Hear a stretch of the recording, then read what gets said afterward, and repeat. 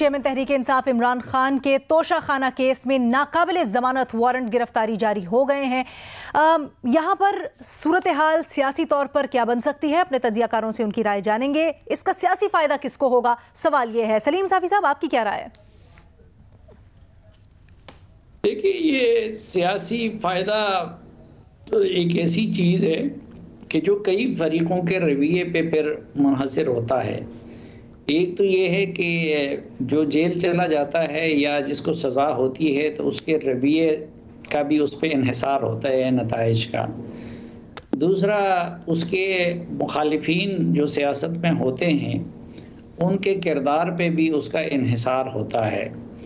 अब सीधी सादी बात ये है कि अगर जो इस वक्त हुकूमत में शामिल जमातें हैं वो सही सियासत करें, वो डिलीवर करें, वो अपनी परफॉर्मेंस बेहतर बनाएं, तो उसके नतीजे में उनको फ़ायदा हो सकता है।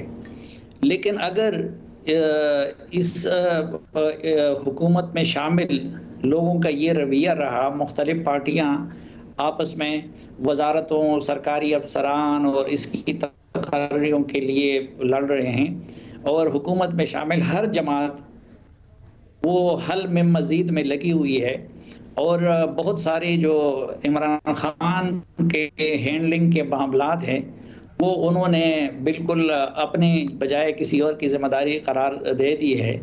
तो अगर इन लोगों की ये हालत रही तो फिर ज़ाहिरी बात है कि जेल जाने का या किसी और चीज़ का उसका ना उनको नुकसान हो सकता है, ना इनको फ़ायदा हो सकता है। अगर इन्होंने सही हुकूमत की और सही सियासत शुरू की तो फिर इमरान खान साहब जेल जाएं या ना जाएं इनको फ़ायदा होगा। लेकिन अगर इनका रवैया ये रहा तो फिर इमरान खान जेल में रहें या बाहर में रहें, इनको जो है कोई फ़ायदा नहीं हो सकता। अच्छा, लेकिन भट्टी साहब, तोशाखाना में तो फ़र्द जुर्म की कार्रवाई के लिए खान साहब को बड़ी मोहलतें दी गई, उनको बार बार बुलाती रही अदालत, लेकिन वो नहीं पेश हुए। आज भी इस्लामाबाद में थे, नहीं आए अदालत के सामने, सिक्योरिटी रीजंस या व्हाटएवर, वो नहीं आए।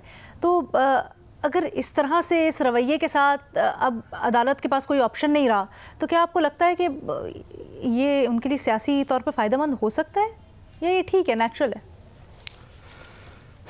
मैडम शेख, दो तीन बातें मैं भूल गया था, कल भी भूल गया। एक तो जनरल अमजद शुएब की गिरफ्तारी बुढ़ापे में, इस उम्र में सफ़ेद बालों के साथ, दिल दुखी है और एक बयान पर दिल दुखी है। दूसरा, आज साफ़ियों पर तशद्दुद पुलिस ने किया है, उनको मारा है। उधर जब इमरान खान की पेशी थी इस्लामाबाद हाई कोर्ट के बाहर, जी, वो काबिल मज़म्मत है, शर्मनाक बेशक है। हम पहले ही महंगाई, बेरोज़गारी, गुर्बत के मारे हुए हैं लोग हैं हम। प्लीज़ अब डंडों से ना मारें, लॉजिक से मारा करें हमें। भट्टी साहब ने आज मेरा ख्याल है वो लॉजिक वाली बात सलीम साफी साहब को बहुत गरां गुजरी है। एक मिनट सुन ले उनकी बात। तो देखिए, कानून की वायलेशन और पुलिस ने जो हदूद मुतय्यन किए थे उसकी वायलेशन आज पीटीआई के लीडरों और वर्करों ने की अदालत के इहाते में, लेकिन पुलिस ने उनका गुस्सा उतार दिया सहाफ़ियों पे। इसलिए मैं भी इस मामले में जो जिम्मेदार पुलिस एहलकार है उनके खिलाफ कार्रवाई का मुतालबा करता हूं कि भाई सहाफ़ी तो अपनी ड्यूटी कर रहे थे। बिल्कुल सही बात जिन है। लोगों ने आपके हदूद और क़यूद तोड़े थे और अदलिया वो अदालत के अहाते में पुलिस और कानून की इजाज़त के बगैर घुसे थे तो उनके खिलाफ कार्रवाई कर लेते।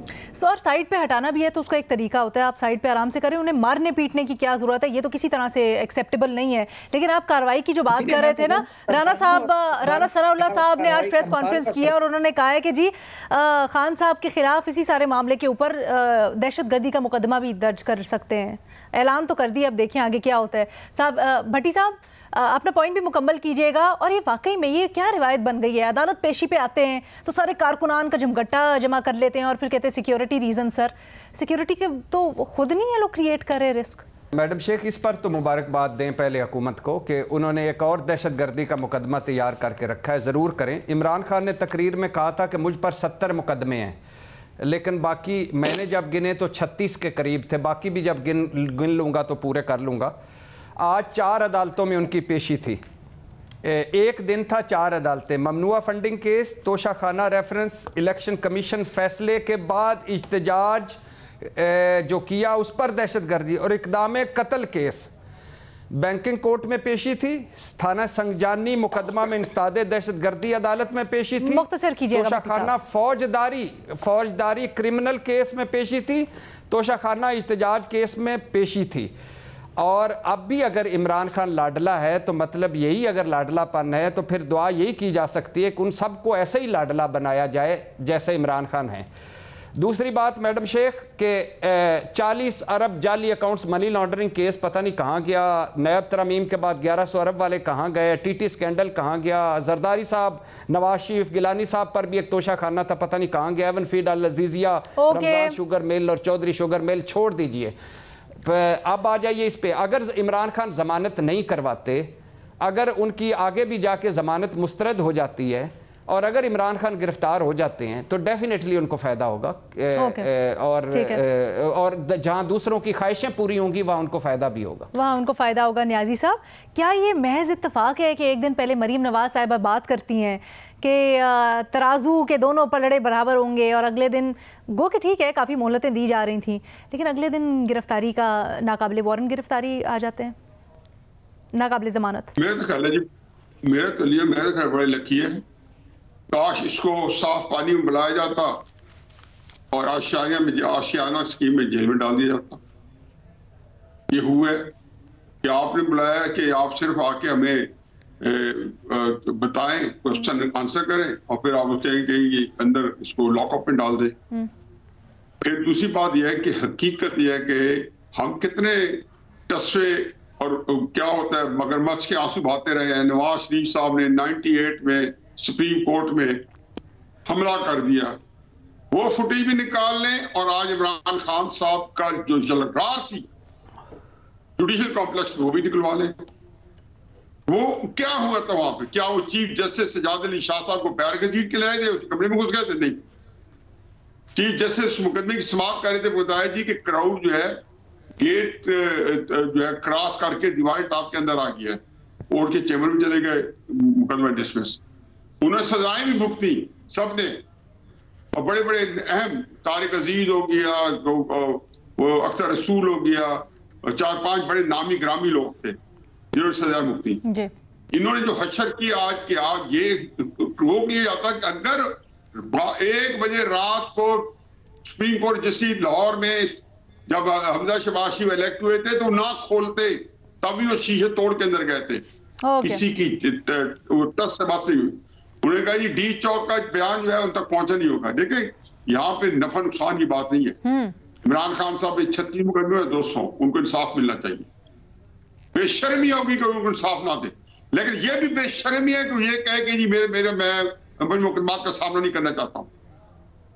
इधर एक बंदा आदमी जो सारी उम्र हमें हदीसें सुनाए, हज़रत फातिमा रज़ियल्लाहु अन्हा का रसूल सल्लल्लाहु अलैहि वसल्लम का उनके आप बिल्कुल सही कह रहे हैं न्याजी साहब, लेकिन क्या ये उनके कारकुन समझेंगे? जब भी मुकदमा आया है 2014 से इलेक्शन का, वो अकबर बाबर हमारा दोस्त है, सलीम जावी साहब कोई दोस्त है, वो बेचारा सड़ गया, एक अकेला मुजाहिद। ये तो नून लीग वालों को पता चला कि इलेक्शन कमीशन में हाथ है। इमरान खान साहब मेरा एक सवाल है कि आप मुकदमों का सामना क्यों नहीं करते? ये इस वक्त नवाज इसी तरीके से जेआईटी में आए थे जिस तरीके से। ये सवाल आपका बिल्कुल जायज, बिल्कुल अपनी जगह पे वैलिड सर, लेकिन ठीक है न्याय साहब आपका पॉइंट आ गया सर, न्याय साहब आपका पॉइंट आ गया सर। मुझे इजाजत दीजिएगा, मुझे प्रोग्राम क्लोज करने में सोहेल वड़ायत साहब को भी शामिल कर लूं। सोहेल वड़ायत साहब, न्याजी साहब का पॉइंट अपनी जगह बिल्कुल दुरुस्त, क्योंकि मेरिट के ऊपर काफ़ी दफ़ा उनको मोहलत भी दी गई, उनका इंतज़ार किया गया, लेकिन फिर पहले तिब्बी बुनियादों पर वो रिलीफ मांग रहे थे, फिर आज उन्होंने कहा जी सिक्योरिटी वजूहात की वजह से मैं आ नहीं सकता। लेकिन कुछ हकीकतें भी हैं। क्या आपको लगता है ये कारकुनान खान साहब के समझेंगे कि भाई खान साहब भी नहीं अदालतों के सामने पेश हो रहे थे इसलिए उनको गिरफ्तार किया गया इस तरीके से, या फिर आपको लगता है कि ये एक नई रूप फूंक देगा उनकी जो सारी की सारी तहरीक जारी है उसमें? देखें, पहले तो ये समझने की कोशिश करना चाहिए कि भाई हम इमरान खान को गिरफ्तार क्यों करना चाहते हैं।